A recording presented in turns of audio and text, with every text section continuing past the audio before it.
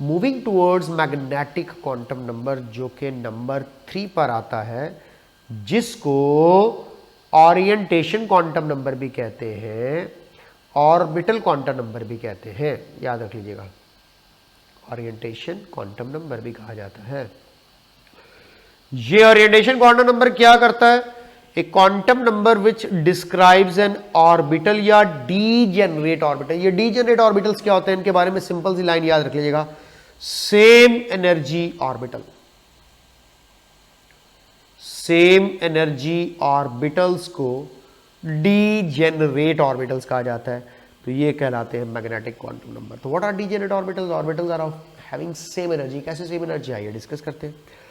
ये एक्चुअली क्या डिस्क्राइब करता है? जिस तरह हर क्वांटम नंबर में कोई चीज एक्चुअली डिस्क्राइब हो रही है, तो ये 3 डायमेंशनल वेव लाइक मोशन तो बताता है, but along x y and z axis, यानी कि मैग्नेटिक फील्ड के इन्फ्लुएंस, यानी कि एब्सेंस और प्रेजेंस दोनों में इलेक्ट्रॉन की जो ओरिएंटेशन है वो कैसे रीओरिएंट होती है, इस चीज का कॉन्सेप्ट देने वाला कौन सा क्वांटम नंबर है?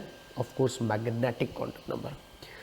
डिस्क्राइब करता है डीजेनरेसी ऑफ द ऑर्बिटल, जैसा कि मैंने बोला same energy of the orbitals के क्राइटेरिया को एक्सप्लेन करता है। Direction of the electron motion, बड़ा मजेदार सवाल है। सवाल में जब भी बच्चों से पूछना direction of the electron motion बताने वाला क्वांटम नंबर कौन सा था, मोस्टली होता है spin quantum number, clockwise, anti clockwise. अरे नहीं, direction of the motion around different axis जब कह दे तो समझ जाओ ओरिएंटेशन की बात हो रही है।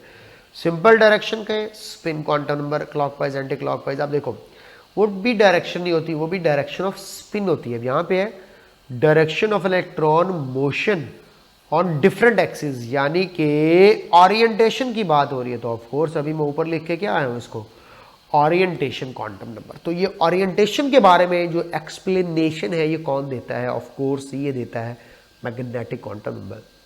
अब ये मैग्नेटिक क्वांटम नंबर बला क्या है, आइए जरा इसके ऊपर देखते हैं। इसको लेटर m के साथ रिप्रेजेंट किया जाता है और बाद जगहों पे m के साथ l भी आ जाता है। l जो है वो एजीमुथल को शो कर रहा है क्योंकि एजीमुथल से डिराइव होता है। Orbitals of same energy are called degenerate orbitals, बात हो चुकी है। m की वैल्यूज देखिए 0 +-1 +-2 +-3, इसका मतलब है +-0 सारा कुछ आ रहा है तो इसको इंटीजर्स कह देना चाहिए, ये भी MCQ है।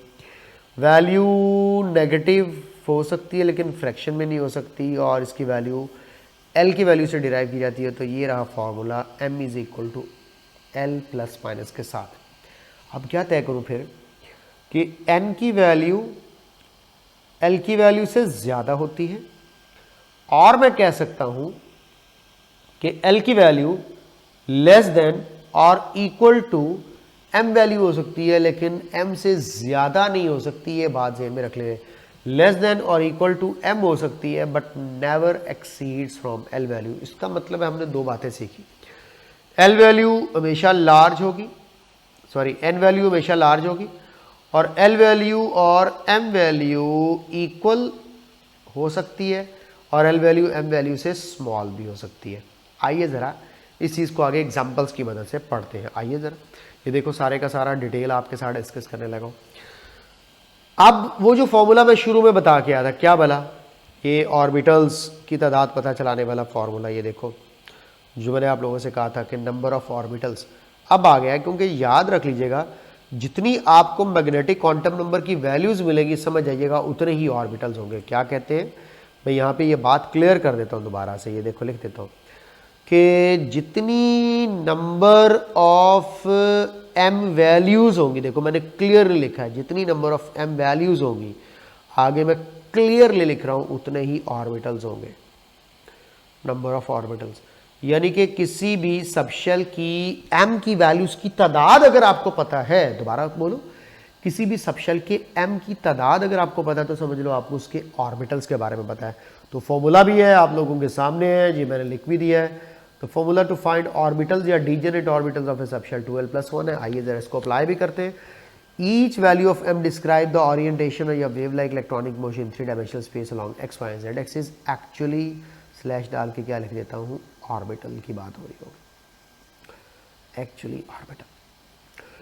n1 L0 m +-0 = 0। a की वैल्यू आई, अब देखो m की नंबर ऑफ वैल्यूज काउंट करनी है आपने, सिर्फ 0 सिंगल वैल्यू। तो s सबशेल का एक ऑर्बिटल होगा और ये उस फॉर्मूले में वैल्यू पुट करें जो यहाँ पे 2l+1 है, तो इसके पास एक ही ऑर्बिटल आ रहा है। दैट्स वाई जब भी एस सबशेल होता है तो उसमें मैक्स 2 इलेक्ट्रॉन्स ही अकोमोडेट हो सकते हैं। अल्लाह ताला की तकसीम देखो, एक शख्स को घर में रहने के लिए कि कमरा मिला है और उसमें वो मैक्सिमम 2 इलेक्ट्रॉन्स रख सकता है अपने साथ, एक खुद होगा और एक साथ में पड़ा हुआ इलेक्ट्रॉन होगा। इलेक्ट्रॉन की बात करूँ, गलत मत समझिएगा कुछ, ठीक है। अगर मैं आप लोगों के सामने n = 2 कहता हूं, n की वैल्यू कितनी बताई? 2, दोबारा सुनना 2। अब l वैल्यू कैसे होगी? देखो l वैल्यू फाइंड करने का फॉर्मूला आपको पता है n-1, सीधी सीधी बातें है मेरी जान। तो यहां पे l की वैल्यू आ गई है 1 और m की वैल्यू अब देखते हैं +-1 के फॉर्मूले के मुताबिक। देखिए m = +-l, तो ये आगे +-l का मतलब -1, 0 और +1। इसका मतलब है 3 वैल्यूज दिख रही हैं। पहली तो बात मुझे बताओ, L0 का मतलब S सबशेल था, तो 1 का क्या मतलब है P, 2 का क्या मतलब है D, ये तो बात तय होगी। अब S का एक ही ऑर्बिटल होता है, लेकिन P के देखिए 3 ऑर्बिटल होते हैं, -1, 0, +1, P subshell with 3 degenerate orbitals. तो यहाँ पे फॉर्मूला भी हमें 3 बता रहा है। अब देखो, ये जो L की वैल्यू थी ये 1 थी, L की वैल्यू 1 थी, तो M की वैल्यू -1 भी हो सकती है, 0 भी हो सकती है और +1 भी हो सकती है। इसका मतलब है जो L की वैल्यू है वो M के बराबर भी हो सकती है, यानी कि देखो +1 आ जाए, उससे कम 0 भी हो सकती है और कम -1 भी हो सकती है। तो ज़्यादा नहीं हो सकती, कम हो सकती है। तो मैं कह दूं कि L वैल्यू लेस देन और इक्वल टू M वैल्यू होती है, ऐसा इसके अलावा कुछ और मुमकिन नहीं है। उसके बाद देखें N3 हो, L2 हो, D सबशेल आया, M +-2 करूं तो ये टोटल 5 वैल्यूज बनती हैं जो कि D सबशेल को बताती हैं। और D सबशेल के ऑफ कोर्स कितने ऑर्बिटल्स बन रहे हैं?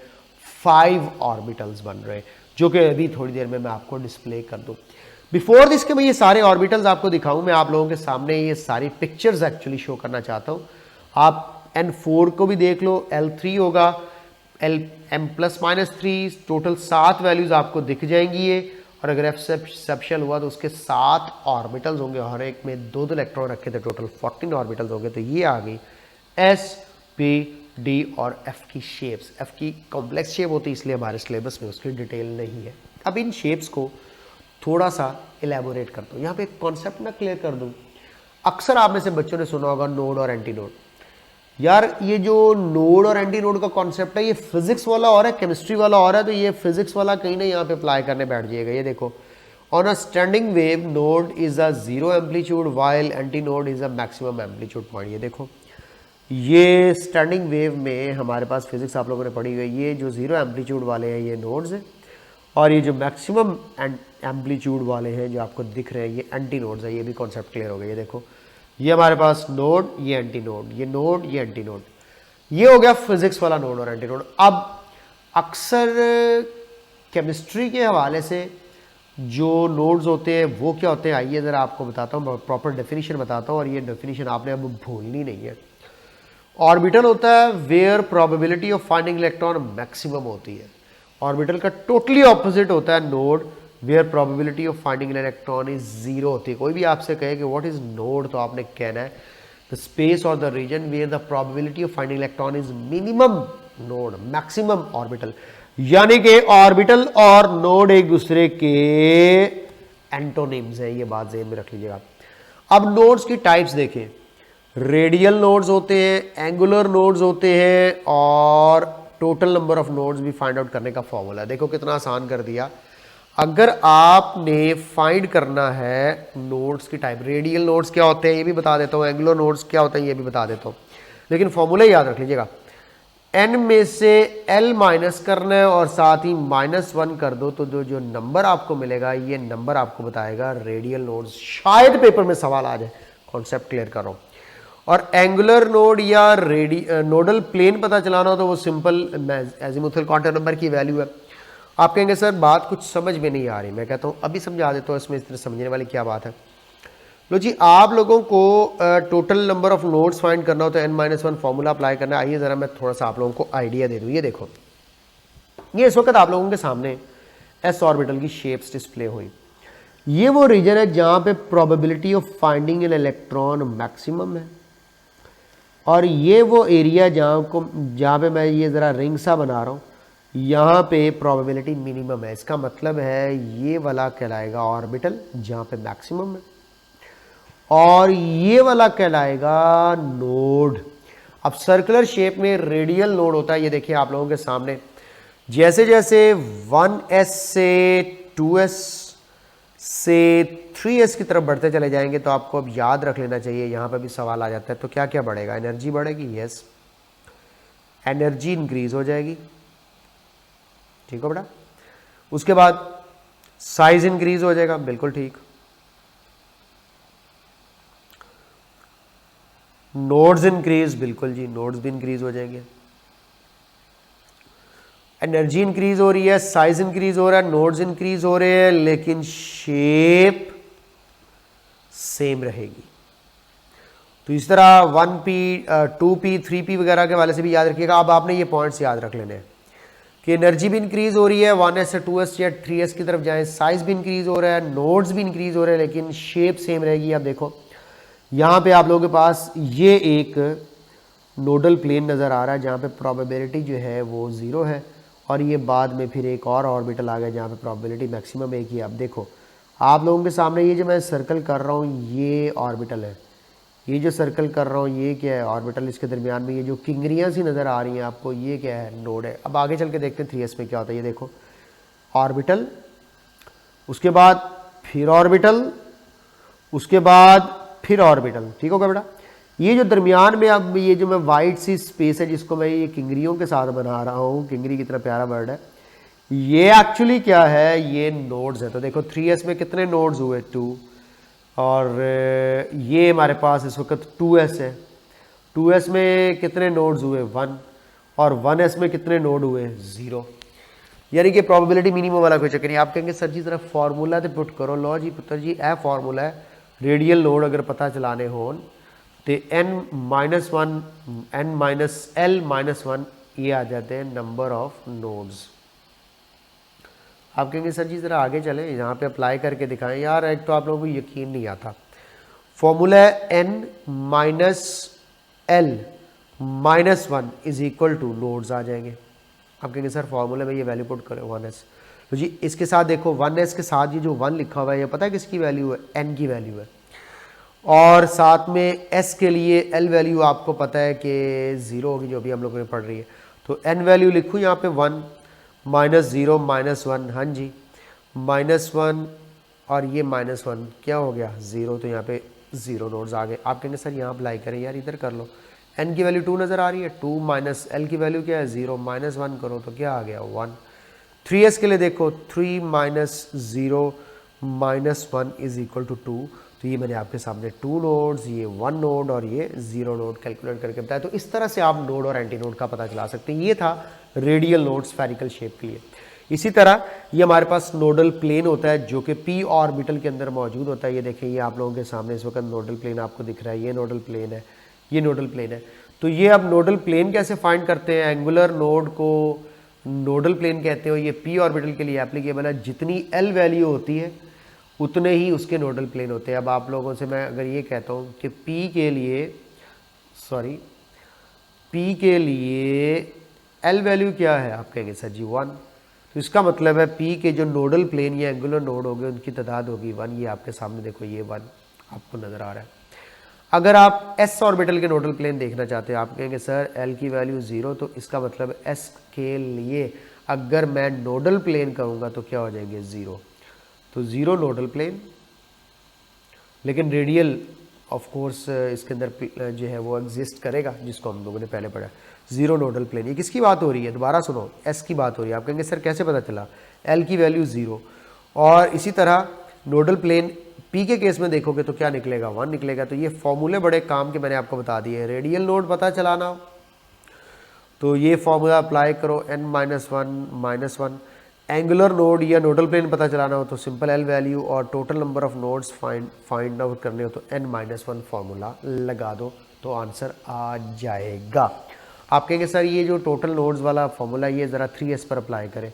बेटा कर लो 3s पर अप्लाई। फॉर्मूला है n-1।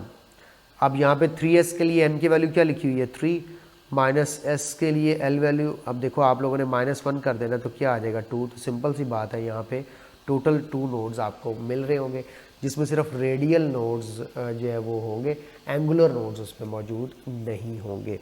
तो P के लिए एंगुलर होता है और S के लिए रेडियल नोड होता है। तो ये नोड क्या था, जहाँ पे प्रोबेबिलिटी मिनिमम, और ऑर्बिटल क्या था, जहाँ पे प्रोबेबिलिटी मैक्सिमम। लो भी बच्चों, ये कुछ आप लोगों को शेप्स ऑफ द ऑर्बिटल्स के हवाले से बता दिया। अगर तो ओरिएंटेशन आप लोगों के सामने एक्स एक्सिस के अलॉन्ग हो तो पी एक्स होगा, वाई एक्सिस के अलॉन्ग हो तो पी वाई होगा, जी एक्सिस के अलॉन्ग हो तो जी ये होगा। ये देखो ये पी जी आ गया, ये पी वाई आ गया और ये पी एक्स आ गया। तो ये हमारे पास हर एक्सिस के अलॉन्ग स्पेसिफिक ओरिएंटेशन की बेस पर ये सारी की सारी बातचीत होती है। ये रही डी ऑर्बिटल्स की शेप आप लोगों के सामने। जिस तरह हम लोगों ने डी ऑर्बिटल्स की 5 वैल्यूज निकाली थी, अब मैं आप लोगों को क्लियर कर दूं कि अगर L इज इक्वल टू 2 हो तो M is equal two plus minus 2 देखें तो हमारे पास आता है जी -2, -1, 0, +1 एंड +2। ये सारी आप लोगों के सामने आ गई 5 वैल्यूज। अब ये देखिए आप लोगों के सामने टोटल 5 शेप्स भी आ गई है। जो डबल डम्बल शेप्ड है ये किसकी होती है, डी की। लेकिन याद रख लीजिएगा डी जी स्क्वायर की शेप बाकी डी ऑर्बिटल से डिफरेंट होती है। ये है इसका कॉलर और ये है इसका डंबल। तो कोई भी आपसे कहे डी जी स्क्वायर की शेप तो आपका आंसर होना चाहिए dumbbell with a collar. Just like a collar is surrounding my neck, that's just like that here in this d orbital a dumbbell is surrounded by this again a collar, so that's why dz square की shape है dumbbell with a collar। अब देखो dxy किसे कहना है आपको बता देता हूँ। ये xy और z एक्सिस पर देखें, ये थोड़ा सा आपको x एक्सिस को टच मिलेगा यहाँ पे, ठीक है बेटा, और थोड़ा सा आपको y एक्सिस को टच मिलेगा। ये शेप्स मैं आप लोगों के सामने क्लियर कर रहा हूँ। ये देखो ये ज़्यादा क्लोजर x और y के होंगे। अब आपको क्लियर हो जाना चाहिए। देखो ये y को टच कर रहा है, ये x को टच कर रहा है, ठीक होगा जी। z से ज़रा दूर है। dxy में क्या होगा, ये देखो dxy में या तो x टच हो रहा होगा। आप देखो dyz, आप कहेंगे सर यहाँ पे dyz था तो आपने इसको dxy बता दिया। मैं इसको ज़रा दोबारा से क्लियर कर देता हूँ, मैं इसको इरेज कर देता हूँ ताकि वो कन्फ्यूजन क्लियर हो जाए। Here comes the eraser. अब ज़रा आप लोगों ने समझना है इसको ताकि ये भी आप लोगों को आइडेंटिफाई करने में कोई डिफ़िकल्टी ना हो। ये है फॉर एग्जांपल डी वाई जी। इसकी एक्यूरेट शेप क्या होगी, बुक्स में हमारी शेप्स गलत बनी, मैं अब आप एक्यूरेट बनाता हूँ। वाई एक्सिस को टच करो और जी एक्सिस को टच करो। लो जी थोड़ा सा जी एक्सिस को टच करते हैं, ये देखें, ओके, और थोड़ा सा वाई एक्सिस को टच करते हैं। लो जी मैंने वाई एक्सिस को भी टच कर दिया। बस आपने इस चीज़ को ज़हन में रख लेना कि जिस एक्सिस की ओरिएंटेशन की बात हो रही है उसके ज़्यादा क्लोजर होना चाहिए उसको। लाइक अब देखो डी एक्स और वाई में देखो ज़्यादा किसको टच करेंगे जनाब, वाई को, और ऑफ कोर्स एक्स को। अब आप लोगों को पता चल जाना चाहिए कि ये शेप गलत है। इसमें ये जो है ना, मैं कलर चेंज करके इसको आपके सामने बता देता हूँ कि भाई ये नहीं होगा यहाँ पे, ठीक है। ये देखो x और y को टच कर रहा है। अब आप कहेंगे सर हमें थोड़ी बहुत समझ तो आ गई है, तो अब dxz कैसा होना चाहिए, x और z को टच करता हुआ ऊपर नहीं। लो जी मैंने अब x को टच करवाना है, ये देखो ये x टच हुआ और उसके बाद ये देखो ये z एक्सिस टच हुआ, वाई नहीं टच होना चाहिए। यहाँ पे एक्चुअली उन्होंने 3 डायमेंशनल पे जो है वो शेप बना दी, इसलिए आप थोड़ा सा कंफ्यूज हो सकते हैं। D x square y square में क्या होना है, माइनस का साइन आपको दरमियान में दिख जाता है। इसमें टच नहीं होगा, इसमें बिल्कुल एक्सिस के ऊपर होगा। ये देखो मुकम्मल एक्स एक्सिस कवर्ड, आप कहेंगे सर कवर्ड, मुकम्मल y axis covered, sir covered. ये इलेक्ट्रॉन अपने आप को इस तरह से ओरिएंट करते हैं कि इनके दरमियान रिपल्शन कम से कम हो जाए। आप कहेंगे सर अब हमारे लिए पहचानना बड़ा आसान है। फॉर एग्जाम्पल समझाने के बाद समझ कितनी आई चेक करना हो तो मैं अब आपसे पूछ रहा हूँ कि डी एक्स वाई की शेप कैसी होनी चाहिए। आप कहेंगे सर ज़रा कलर चेंज करें, हाइलाइटर लाएं, ज़रा थोड़ा सा एक्स एक्सिस को टच करें एक डंबल, और एक थोड़ा सा वाई एक्सिस को टच करें, तो सर ये शेप होगी एक्स वाई की। समझ गए हो बात को। जब टच होना है तो दो एक्सिस इकट्ठे एक्स वाई लिखा जाएगा, जब बिल्कुल एक्सिस के ऊपर है तो आपको फिर स्क्वायर देखने को मिलेगा, जैसा कि यहाँ पर बिल्कुल एक्स एक्सिस और वाई एक्सिस के ऊपर लोब्स बन रहे हैं, तो एक्स एक्सिस और वाई एक्सिस के ऊपर मौजूद लोब्स को स्क्वायर के साथ जाना जाएगा। लो जी बच्चा पार्टी, ये बात आप लोगों को अगर मैंने समझा दी है तो ये आगे एफ की शेप्स हैं जो इवन दो बहुत ज़्यादा कॉम्प्लेक्स है, इनको स्किप कर दूँ तो ये सारी की सारी आप लोगों के सामने सिचुएशंस हैं, इसको अच्छे तरीके से ज़हन में रखो। एसपीडीएफ ऑर्बिटल की शेप्स आपको बता दी। एट दी एंड थोड़ी सी बात स्पिन क्वांटम नंबर की करते हुए आप लोगों के साथ जो है वो आगे बढ़ूंगा। रूल्स ऑफ इलेक्ट्रॉनिक कॉन्फ़िगरेशन कैसे जो है वो बताए जाते हैं। लो जी, ये स्पिन क्वांटम नंबर के बाद थोड़ा सा आप लोगों के साथ क्वांटम नंबर्स की रैपिंग कर देता हूँ। तो मैं क्या करता हूँ, नेक्स्ट वीडियो में लेके जाता हूँ। नेक्स्ट वीडियो में लेके जा रहा हूँ स्पिन क्वांटम नंबर और सारे क्वांटम नंबर्स का एक ओवरव्यू। वो चीज़ इसमें आ जाएगी कि अगर n की वैल्यू 3 हो तो टोटल कितने ऑर्बिटल्स हैं, तो टोटल कितने इलेक्ट्रॉन्स हैं, ये सारी बातें मैं नेक्स्ट वीडियो का पार्ट बना रहा हूँ। तो काइंडली वॉच कीजिएगा next video for the purpose off spin quantum number and also an overview of all the quantum numbers. Bye.